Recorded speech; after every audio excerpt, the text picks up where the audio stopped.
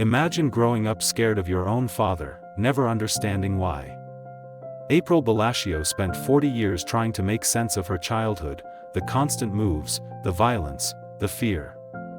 Then one day, while browsing the internet, she stumbled upon something that made her blood run cold.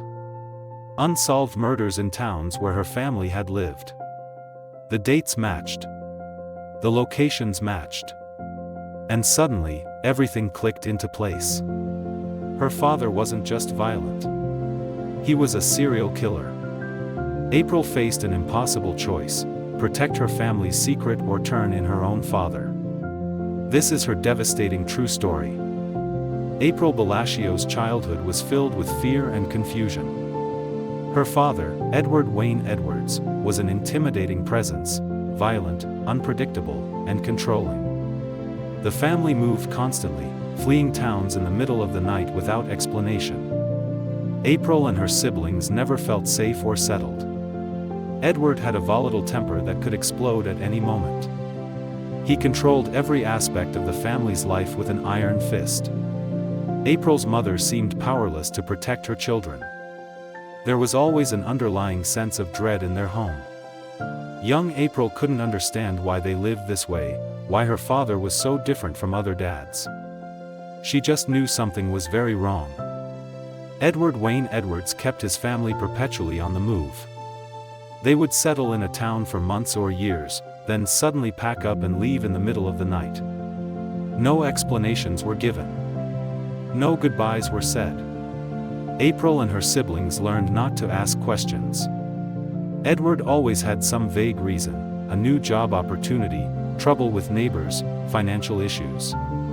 But the pattern was disturbing and relentless. The family moved through multiple states: Wisconsin, Ohio, Pennsylvania, and more. Each time they relocated, April hoped for stability but never found it. Years later, she would realize these sudden moves coincided with something far more sinister than she ever imagined. Edward Wayne Edwards had a criminal history long before he became a father. Born in 1933, he spent time in and out of prison for theft and other crimes in his youth. He wrote a book about his criminal past, positioning himself as a reformed man. Edward married and had children, presenting himself as a changed person who had turned his life around. But behind closed doors, he remained violent and controlling. He had an obsessive interest in crime stories, constantly reading newspapers and watching crime shows. Edward seemed fascinated by murder cases and police investigations. His children noticed this strange preoccupation but didn't understand its significance. The reformed criminal story was a carefully constructed lie. April Balascio grew up walking on eggshells around her father. Edward's temper was explosive and unpredictable. He used physical violence to control his family. April witnessed her father's rage directed at her mother and siblings. She learned to stay quiet, to make herself invisible, to never draw his attention. The psychological impact was profound and lasting. April suffered from anxiety and struggled to feel safe even as she grew older. She left home as soon as she could, desperate to escape her father's control. But even in adulthood, the fear remained. April tried to build a normal life, to put her traumatic childhood behind her. Yet questions about her father's behavior continued to haunt her. In 1980, a young couple named Tim Hack and Kelly Drew disappeared after a wedding reception in Wisconsin. They were both 19 years old, enjoying a summer night together. Their bodies were discovered later in a wooded area. Both had been murdered. The case became known as the Sweetheart Murders and devastated the small Wisconsin community. Police investigated extensively but never identified a suspect. The case went cold. For decades, Tim and Kelly's families lived without answers, without justice. The murders remained unsolved, filed away with thousands of other cold cases across America. No one suspected that a drifter named Edward Wayne Edwards, passing through Wisconsin with his family in 1980, had anything to do with the killings. By 2009, April Balascio was 40 years old, married with children of her own. She had built a stable life far from her father's influence. But she couldn't shake the memories of her strange, terrifying childhood. April began researching her family's past, trying to understand why they had moved so frequently. She made a list of towns and dates, documenting everywhere they had lived. Then April started searching for unsolved crimes in those locations during those time periods. What she found made her heart stop. Murders. Unsolved murders. In multiple towns where her family had lived, people had been killed during the exact time frame they were there. The coincidences were too many to ignore. April felt sick as realization dawned. April Balascio spent weeks researching, hoping to prove herself wrong. She wanted to find evidence that would eliminate her father as a suspect. Instead, everything pointed to him. The Wisconsin sweetheart murders happened in 1980, right when her family lived there. April remembered that summer, remembered her father's strange behavior, remembered the sudden move away from Wisconsin shortly after. She found other cases that matched the pattern. Each time her family fled a town unexpectedly, unsolved murders were left behind. The evidence was circumstantial but compelling. April faced a horrifying truth: her father was likely a serial killer. Her childhood fears had been justified. The monster she feared was exactly that, a monster. But now she faced an agonizing decision. April Balascio struggled with what to do with her terrible knowledge. This was her father, the man who raised her despite his violence. Turning him in would devastate what remained of her family. Her mother, siblings, and extended family would all be affected. But innocent people were dead. Families had spent decades without answers. Could April really keep this secret? She thought about Tim Hack and Kelly Drew, the young Wisconsin couple who never got to live their lives. She thought about other victims she suspected her father had killed. April wrestled with guilt, fear, and moral obligation. Finally, she made her decision. Justice for the victims had to come first, even if it destroyed her family. April contacted the police. In 2009, April Balascio made one of the hardest phone calls of her life. She contacted the cold case unit investigating the Wisconsin sweetheart murders. April explained who she was and why she believed her father, Edward Wayne Edwards, was responsible for killing Tim Hack and Kelly Drew in 1980. Detectives listened carefully to her story, the timeline, the sudden move away from Wisconsin, her father's violent nature and obsession with crime. They took her seriously. Investigators began looking into Edward Wayne Edwards. They discovered his criminal history and his presence in Wisconsin in 1980. The more they investigated, the more convinced they became that April was right. Her courage in coming forward would finally bring justice after nearly 30 years.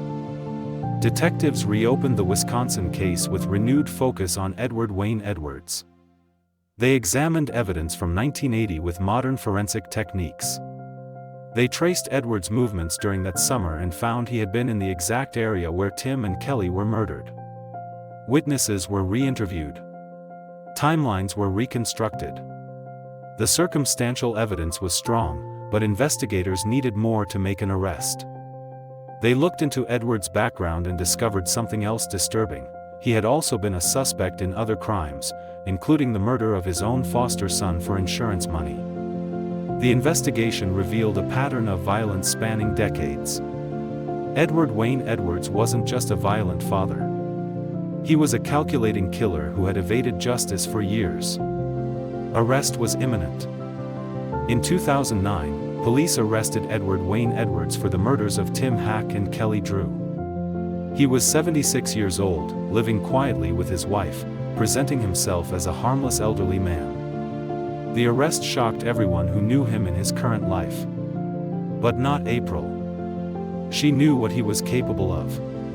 Confronted with evidence, Edward eventually confessed not just to the Wisconsin murders but to other killings as well.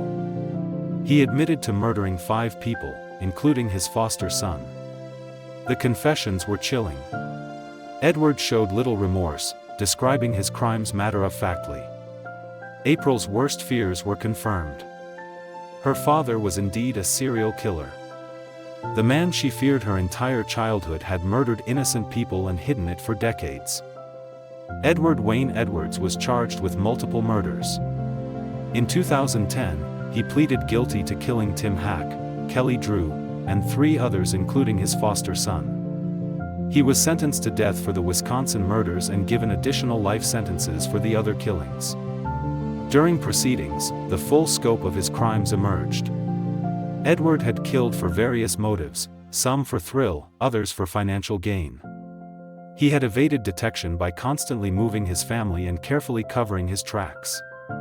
The trial brought closure to families who had waited decades for answers. Tim Hack and Kelly Drew's loved ones finally knew what happened and who was responsible. Edward Wayne Edwards would spend his remaining days in prison, his terrible secrets finally exposed. For April Balascio, turning in her father brought no sense of triumph, only profound sadness and relief.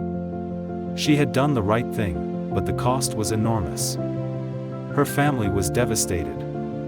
Some relatives couldn't forgive her for exposing their father and destroying the family name. April struggled with guilt, wondering if she could have stopped her father sooner if she had realized the truth earlier.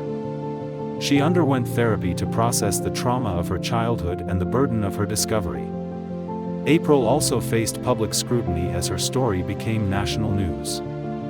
Yet she found purpose in her pain. By speaking out, she gave voice to victims and encouraged others to come forward with information about unsolved crimes, even when it involves family.